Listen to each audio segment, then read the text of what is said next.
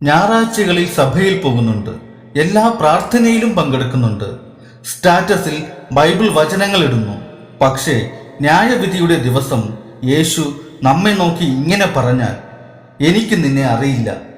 ചിന്തിച്ചു നോക്കൂ, ജീവിതം മുഴുവൻ ക്രിസ്ത്യാനി എന്ന് വിളിച്ചിട്ട് അവസാനം സ്വർഗത്തിൽ നിരസിക്കപ്പെടുക. എന്തുകൊണ്ടാണ് ഇങ്ങനെ സംഭവിക്കുന്നത്?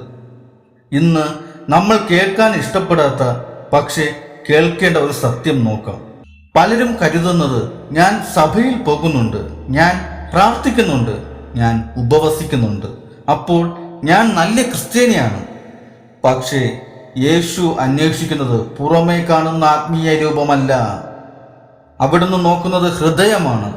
ഉള്ളിൽ, നമ്മുടെ ഉള്ളിൽ അസൂയയുണ്ടോ? അഹങ്കാരമുണ്ടോ? ക്ഷമിക്കാത്ത മനസ്സുണ്ടോ? രഹസ്യ പാപങ്ങളുണ്ടോ? ഇവയെല്ലാം വച്ചുകൊണ്ട് പുറമേ വിശുദ്ധന്റെ മുഖം ധരിച്ചാൽ ദൈവത്തെ ചതിക്കാനാവില്ല.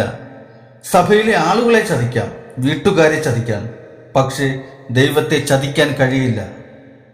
ഒരു കാർ അമിത വേഗത്തിൽ പോകുമ്പോൾ അതിൻ്റെ എൻജിൻ ഓഫ് ആയാൽ അത് ഉടനെ നിൽക്കില്ല, കുറച്ചു ദൂരം കൂടി പോകും. നമ്മുടെ ആത്മീയ ജീവിതവും ചിലപ്പോൾ ഇങ്ങനെയാണ്. ഒരിക്കൽ പ്രാർത്ഥനയിൽ തീ ഉണ്ടായിരുന്നു, ദൈവസ്നേഹമുണ്ടായിരുന്നു, പാപത്തെ വെറുത്തിരുന്നു. പക്ഷെ ഇന്ന് പ്രാർത്ഥന യാന്ത്രികമായി മാറി. ബൈബിൾ വായിക്കുന്നത് ഒരു ചടങ്ങിന് മാത്രം. ഹൃദയം ദൈവത്തിൽ നിന്ന് അകന്നു. എന്നാലും പഴയ ശീലത്തിൻ്റെ മൂച്ചിൽ ജീവിതം മുന്നോട്ടു പോകുന്നു. പുറത്ത് ആത്മീയത, അകത്ത് ശൂന്യത. ഇത് വളരെ അപകടകരമാണ്. നമ്മൾ ചിലപ്പോൾ പറയും, ലോകം മോശമായി, സാത്താൻ ആക്രമിക്കുന്നു, മറ്റുള്ളവർ കാരണമാണ് എൻ്റെ പ്രശ്നങ്ങൾ. പക്ഷേ യഥാർത്ഥ ശത്രു പുറത്തല്ല, അത് നമ്മുടെ ഉള്ളിലാണ്. അഹങ്കാരം, കോപം, അശുദ്ധ ചിന്തകൾ, അസൂയ, സ്വാർത്ഥത, ഇവയാണ് നമ്മുടെ ആത്മീയ ജീവിതത്തെ നശിപ്പിക്കുന്നത്. വീട്ടിൽ കുടുംബത്തോട് സ്നേഹമില്ല, പക്ഷെ സഭയിൽ ഹല്ലേലൂയ ഹല്ലേലൂയ എന്ന് ഉറക്കെ വിളിക്കുന്നു. മറ്റുള്ളവരെ വേദനിപ്പിക്കുന്നു, പക്ഷേ സോഷ്യൽ മീഡിയയിൽ ഗോഡ് ഈസ് ലവ് എന്ന് പോസ്റ്റ് ഇടുന്നു. ഇന്ന് വിശുദ്ധിയായി ജീവിക്കുക വളരെ ബുദ്ധിമുട്ടാണ്. ഫോണിൽ ഒരു ക്ലിക്ക് മതി, പാപം മുന്നിലെത്തും. സോഷ്യൽ മീഡിയ, അശുദ്ധത, തെറ്റായ ബന്ധങ്ങൾ, ലോകമോഹങ്ങൾ, ഓരോ ദിവസവും ആത്മീയ യുദ്ധമാണ്. പക്ഷേ ഒരു സന്തോഷ വാർത്തയുണ്ട്. ദൈവം ഇന്നും ശക്തനാണ്. പരിശുദ്ധാത്മാവ് ഇന്നും ജീവനുള്ളവനാണ്.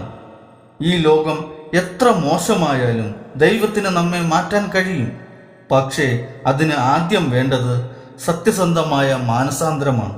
യഥാർത്ഥ ക്രിസ്ത്യാനി എന്നത് വലിയ പ്രസംഗം പറയുന്നവനല്ല, എല്ലാവർക്കും മുന്നിൽ വിശുദ്ധനായി അഭിനയിക്കുന്നവനുമല്ല. പക്ഷേ തെറ്റു ചെയ്താൽ മാനസാന്തരപ്പെടുന്നവൻ, മറ്റുള്ളവരെ സ്നേഹിക്കുന്നവൻ, ക്ഷമിക്കുന്നവൻ, ജീവിതത്തിലും വിശുദ്ധി കാത്തു സൂക്ഷിക്കുന്നവൻ, അവനാണ് ദൈവത്തിന് പ്രിയപ്പെട്ടവൻ. പ്രിയപ്പെട്ടവരെ, ഇന്ന് നമ്മൾ ദൈവത്തോട് ചോദിക്കേണ്ട ഏറ്റവും വലിയ കാര്യം, കർത്താവെ എന്നെ മാറ്റണമേ, എൻ്റെ ഉള്ളം വിശുദ്ധമാക്കണമേ, പുറമേയല്ല ഉള്ളിൽ നിന്നും എന്നെ പുതുക്കണമേ. കാരണം അവസാന ദിവസം യേശു നമ്മെ നോക്കി എനിക്ക് നിന്നെ അറിയാം എന്ന് പറയുന്നതാണ് ജീവിതത്തിലെ ഏറ്റവും വലിയ ഭാഗ്യം.